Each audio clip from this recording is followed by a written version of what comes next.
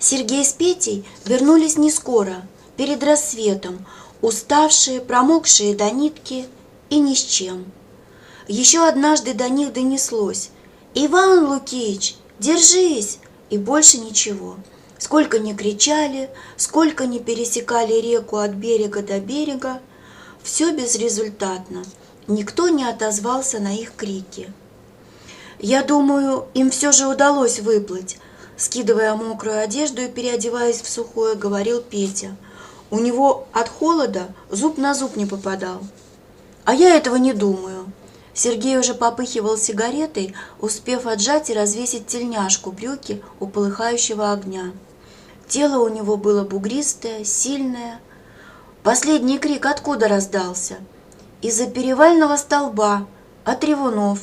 А там течение, ого-го, вплавь к берегу не скоро прибьешься, и на моторке сносит. Неужели утонули? Аня быстро глянула на него. А что такого? С рекой шутки плохи. Сергей примерил широченные Петины штаны, женскую вязаную кофту, предложенную ему для переодевания, весело рассмеялся. Все невольно покосились на него. Так странен и неуместен был этот смех. «Что, приуныли?» Нисколько не стушевавшись, протянул он. «Вам такие переживания в диковинку. А я похлеще видел. За 2 года всякое бывало. В меня и стреляли, и утопить хотели. Так что я этих самых браконьеров и сам готов, как котят, в воду. Это сегодня они попали в беду, так завопили: «Спасите!» А окажись-ка рядом, когда у них пол-лодки рыбы, да потребуй все, и сети, и улов, так они тебя спасут веслом по шее. «И все из-за рыбы?» – поразилась Лена. «Из-за чего же еще? Ясно, из-за нее, будь она неладна. Иным в жизни и больше терять приходится. Ничего, стерпят. Но если это рыба, да еще только-только из воды добытая, так прямо сатанеют, и на подкуп берут, и слезу жалостливую пустят. А уж если не клюнешь, не пойдешь на сговор, так берегись». Сергей сердито сплюнул на песок.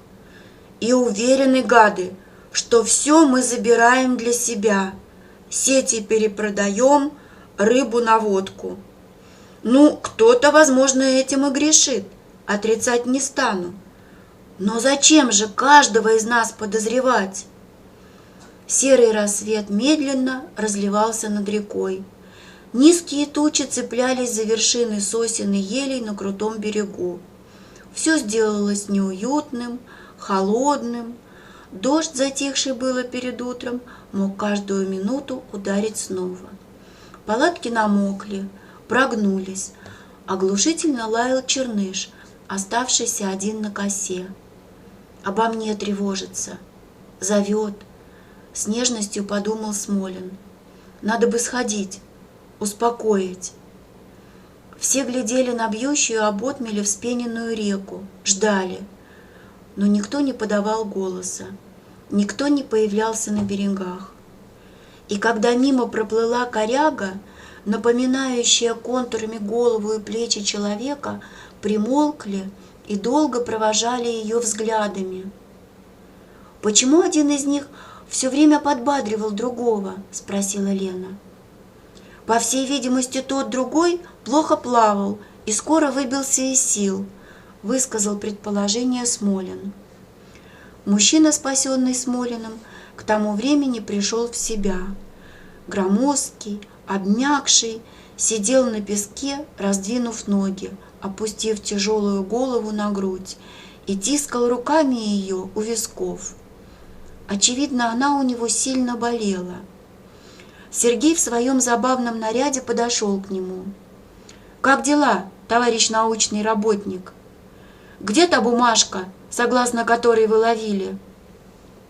Мужчина не отвечал. «Где? Отдайте мне ее». «Не было никакой бумажки», — угрюмо произнес мужчина. «Как это не было? Я сам видел. Черным по белому было написано: разрешен отлов рыбы в устье Любяны с научной целью. А если с научной, так чего ж ночью рыбачили? Наука того требует? Или толстое брюхо? Как вас подсудно черт угораздил? Что это было? Баржа-самоходка? Баржа, не заметили, вяло отвечал мужчина. Из-за острова она, как-то вдруг, и уж никуда не денешься. Прямо на нас. Лодки сетью подтянула. Так, а дальше? Вынырнул под баржей. 2 раза головой ударялся. Потом меня выбросило за корму, в буруны. И закрутило бы насмерть. Да весло под руку попалось. Надо было рубить сети, когда стала подтягивать. Пожалели? Не, растерялись. А на барже ваши крики, выходит, не услышали? Не услышали. Чего им? Вдруг зло заговорил мужчина. Резались, наверное, в дурака. Прямо на людей прут, не видят. А ведь на работе. Ого, они во всем и виноваты. Не вас, значит, а их надобно к ответу тянуть. Так, у кого-то разрешение? Не знаю я ничего. Вновь замкнулся мужчина.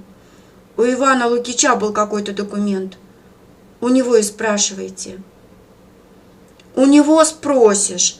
На дне ваш Иван Лукич. Глаза мужчины испуганно уставились на Сергея.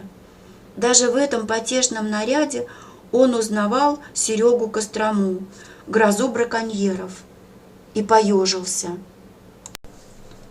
Это я точно говорю, на дне. А кто второй был с Иваном Лукичем? Кто помогал ему плыть? Гриша, его племяш, только на день к нам и приехал. На беду приехал племяш. Где вы работаете, гражданин Корякин? Зачем это? Насторожился мужчина. Надо. Где надо будет, там и скажу. Вот, с возмущением обратился Сергей ко всем сидящим у костра. Завсегда они так, но ни за что по первому требованию не скажут. И в какие только инстанции не полезут, чтобы выгородиться. Вы бы, гражданин хороший, чем огрызаться. Спасибо сказали бы людям, что спасли вас, откачали. Ему первому, указал на Смолина, нырял за вами, выволакивал. От меня бы вы этого не дождались. Мужчина пробормотал что-то невнятное. Вскипел чай, и Аня, заварив его покрепче, налила всем по кружке, подала и мужчине. Тот отказался. «Чем вы его угощаете? Водой!» Вновь рассмеялся Сергей. «Да он ее теперь на всю жизнь нахлебался. Вот как бы предложили опохмелочку». «Ничего мне не надо». Мужчина попробовал встать, но тут же опустился на песок, болезненно морщась и сжимая руками виски. Черныш лаял все жалобнее, будто спрашивал, куда это ночью уплыл человек, почему до сих пор не возвращается. И Смолин пошел за ним. Вернулись они вместе.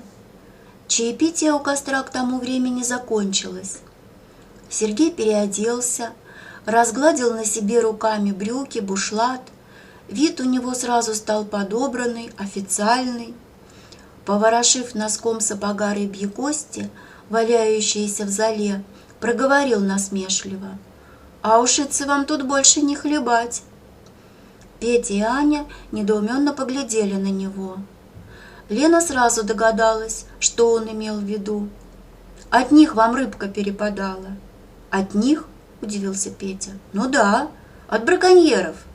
«Вы хотите сказать, – медленно заговорила Аня, – что и мы к этой истории как-то причастны?» «Нет, я этого не говорю. Зачем же? Они старались для себя, вялили, коптили, но кое-что и вам доставалось. Ну, скажем, 20-я часть или 40-я. Черная Волга ездила от вас к ним?» «Ездила. А зачем? Ясное дело, за рыбкой. Сегодня я ее здесь что-то не вижу». «Рыбу для нас покупал один наш знакомый», — сказал Петя. «А у кого, этого мы не знаем». А я и не утверждаю, что вам давали ее бесплатно, но они. И, возможно, вы в курсе, кто снабдил этих горе-рыбаков тем ценным документиком, а? Уж не тот ли ваш знакомый, который навещает вас?» Бахтины переглянулись, молчали. Так и не дождавшись ответа, Сергей извлек из кармана записную книжку и карандаш, завернутые в целлофан. «Ну, отдохнул, пора и за дело взяться. Гражданин хороший, шагайте в лодку, занимайте место, пока еще не на скамье подсудимых. Кому-то полагается медаль за спасение утопающих», — подмигнул Смолину, «а кому-то и крупные неприятности. Шагайте, шагайте, вместе поплывем. И не глядите на воду с таким ужасом, доставлю в целости и сохранности. А у вас, товарищи туристы, я хотел бы узнать фамилии и адреса. Думаю, что пригодитесь в качестве свидетелей». «Мы Бахтины», — произнесла Лена, стараясь не встречаться взглядом со Смолиным. «Ну, Бахтины так Бахтины», — начал записывать Сергей, не придавая никакого значения этой фамилии.